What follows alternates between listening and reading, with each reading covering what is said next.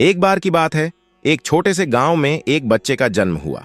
इस बच्चे का नाम था राम। राम बहुत ही बोलने वाला था। वह हर बात पर बोलता और हर किसी को अपनी बात सुनाता रहता था। एक दिन राम के पिता ने उसे एक अच्छी बात सिखाने के लिए कहा।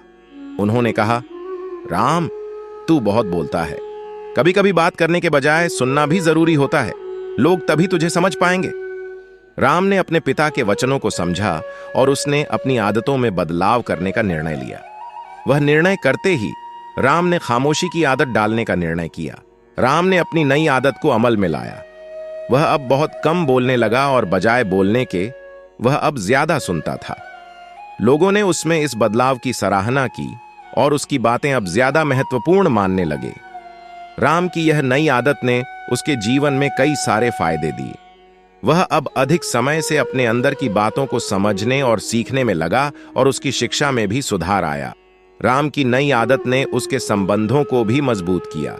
वह अब अपने मित्रों और परिवार के सदस्यों के साथ बेहतरीन संबंध बनाने लगा।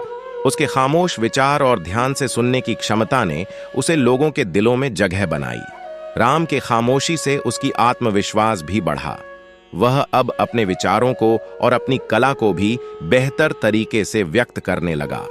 उसने खामोशी में भी अपने अद्भुत प्रतिभा को पहचाना और उसे स्थायी रूप से साकार करने का संकल्प लिया। समय के साथ राम की खामोशी उसके लिए उसकी सशक्त शक्ति बन गई। वह अब अपने अधिकारियों के सामने भी खामोशी से अपने विचारों को प्रकट करने की क्षमता दिखाता था। उसकी खामोशी उसके व्यक्तित्व का महत्वपूर्ण हिस्सा बन गई थी। इस कहानी से हमें यह सीखने को मिलता है कि बोलने की आदत बहुत महत्वपूर्ण है, लेकिन कभी-कभी खामोशी में ही हमारी शक्ति छुपी होती है। हमें समय समय पर बोलने के बजाय सुनने की कला को अपनाना चाहिए, क्योंकि खामोशी में भी हमारी आवाज होती है। अगर आपको हमारी स्टोरी अच्छी लगी हो तो अपने दोस्तों के साथ भी शेयर कीजिए और कमेंट में जरूर बताइए कि कैसी लगी हमारी स्टोरी।